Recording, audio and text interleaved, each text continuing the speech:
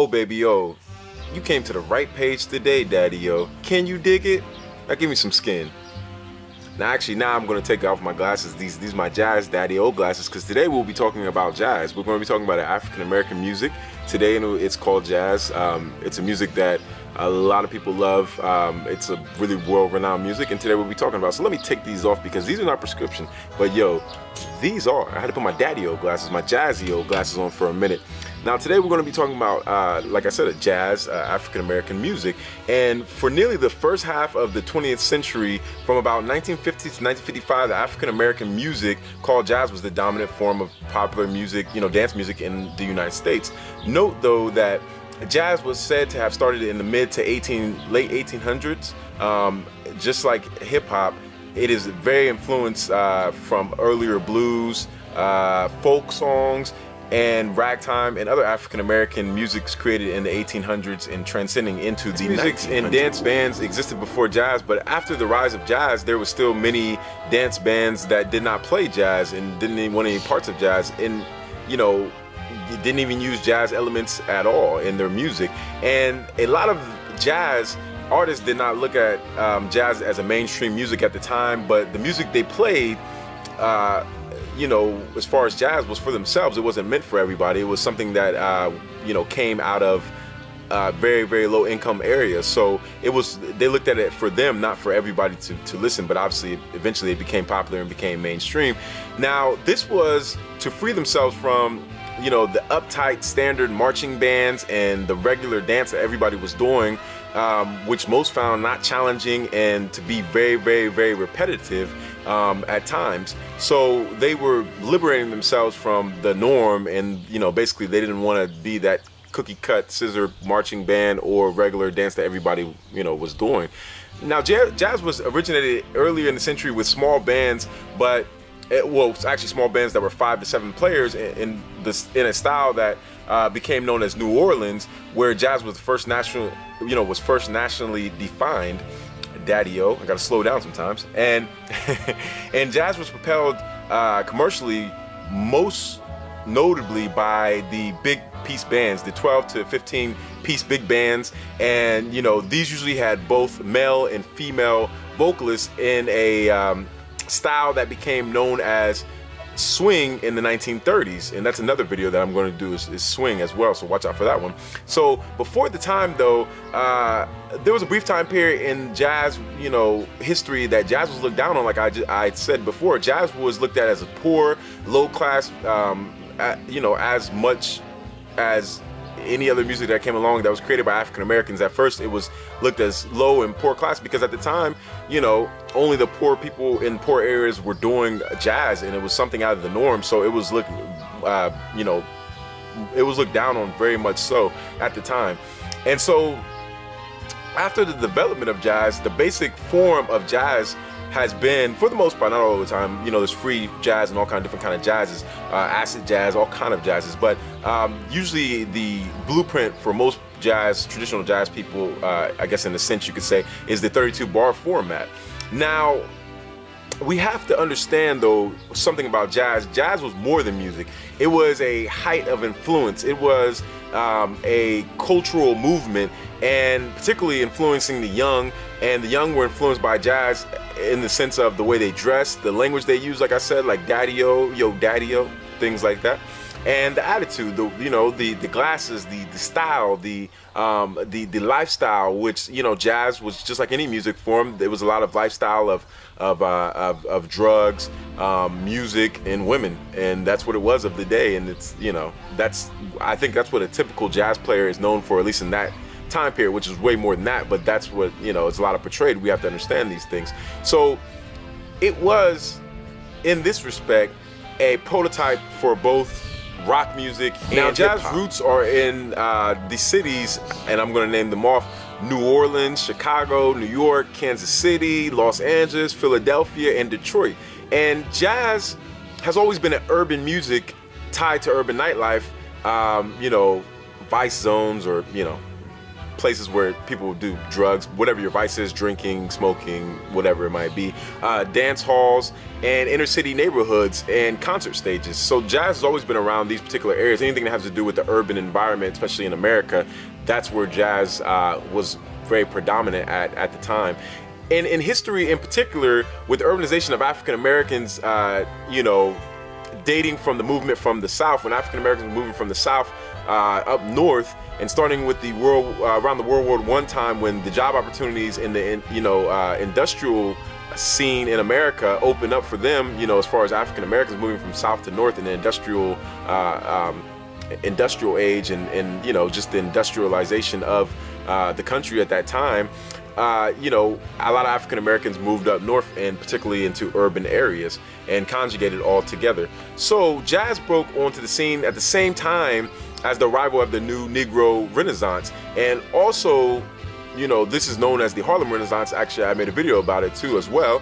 And a period that was covering from 1919 to 1939. And this period for African Americans' life featured a self-consciousness attempt to, especially by black leaders, to express themselves, to let the world know that they exist and they have art and things of that nature. Like, and W.E.B. Du Bois, James Johnson, and Charles S. Johnson were, very much into jazz, and were, all had to play into that time period with jazz and the New Negro movement, or as we know it, the Harlem Renaissance, or the New Negro movement, whichever way depending on what age you are.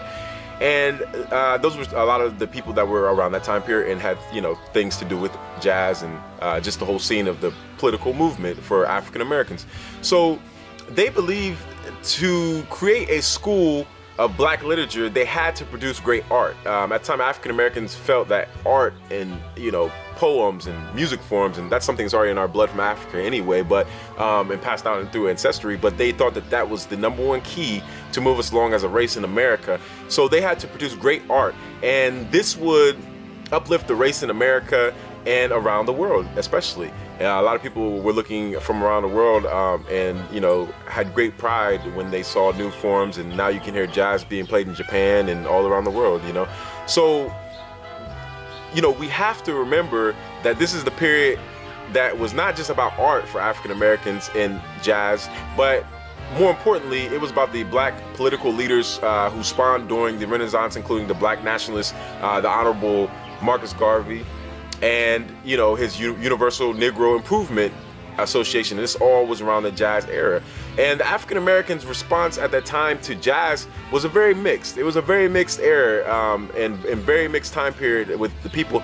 The upper class, well, I wouldn't say upper class, but the middle class African Americans, the educated African Americans thought jazz, was basically low class music and was the devil's music. It was something new, and you got to understand the time period at the time where a lot of people weren't conforming, but there was also a lot of African Americans that were conforming to the American society, more so the white society. So in America, so we have to understand that they thought at the time, not all, but a lot of middle-class African Americans in the rest of America, I don't have to tell you that at all, that they thought that jazz was lower class and they thought it was devil's music. And, lower class people, on the other hand, especially lower class African Americans, on the other hand, loved jazz, and they looked at it as a revolutionary continuation of the African American struggle in America. And many famous blacks at the time wrote stories and novels and integrated different characters that were based on famous jazz players at the time, but they gave them different names, or they loosely based them on them in their novels, in their book. And a lot of important famous African Americans wrote and found inspiration in jazz, and thought that jazz was a beautiful thing, and just was really mesmerized by it, and it actually was a time period of just a jazz movement.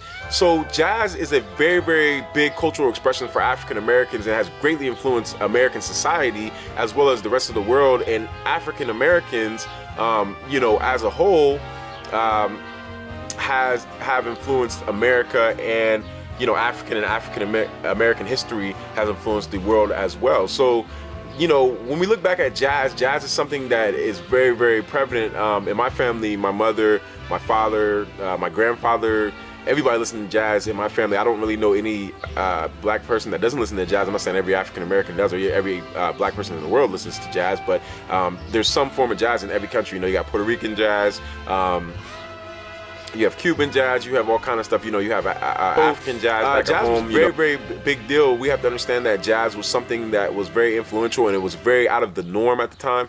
That was around the time where I think America was transcending from being a very, how can I say it? Not even about the racial tension or the discrimination or anything like that, but as far as just look at what America is today in 2015, and then look back at America, you know, 120 years ago. A lot has changed. You know, there's a lot of people are more open about what they do, and there's a lot of old traditions that are still around, but maybe not around as much as they were, as prevalent as they were back then.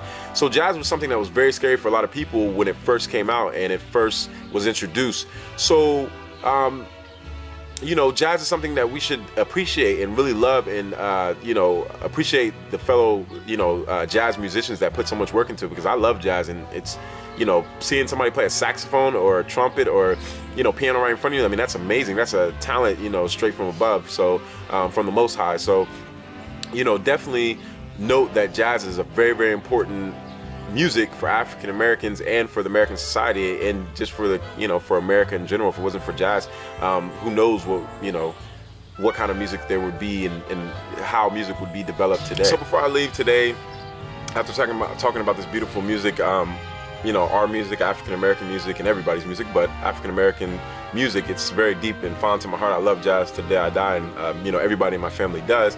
Let's name off some famous jazz people, just in case we have younger viewers, or, you know, even older viewers, or whoever that might not know some, that might want to research some. So we have such greats as, and legends as, you know, Jelly Roll Morton, who lived in 1890 to 1941. We have, you know, Charles Min, as I like to call him. He lived from 1922 to 1979. We have Charlie Parker, who lived from 1920 to 1955. Obviously, we have the great, legendary, you know, Louis Armstrong from 1901 to 1971. Miles Davis from 1926 to 1991, and you know, the list just goes on and on and on and on and on. So today we learned about another form of music from people of African descent, and that's called jazz. And there's so many different kind of jazzes. There's there's acid jazz, there's free jazz, there's experimental, there's so much kind of jazz. I suggest you go out and listen to some kind of jazz. There's definitely a jazz for you. I really love acid jazz as well. I love all kind of jazz. My favorite time period of jazz, I think, is I'd say the 30s. I would say probably like the mid 30s to like the early 50s or like late 40s, and then I think, I don't know, that might rival the 70s jazz, because I really love the 70s jazz and the Afrocentricity of 70s jazz, and I just love the 70s. I just love the 70s time. I think that might be one of the best time periods for music in general all around the world.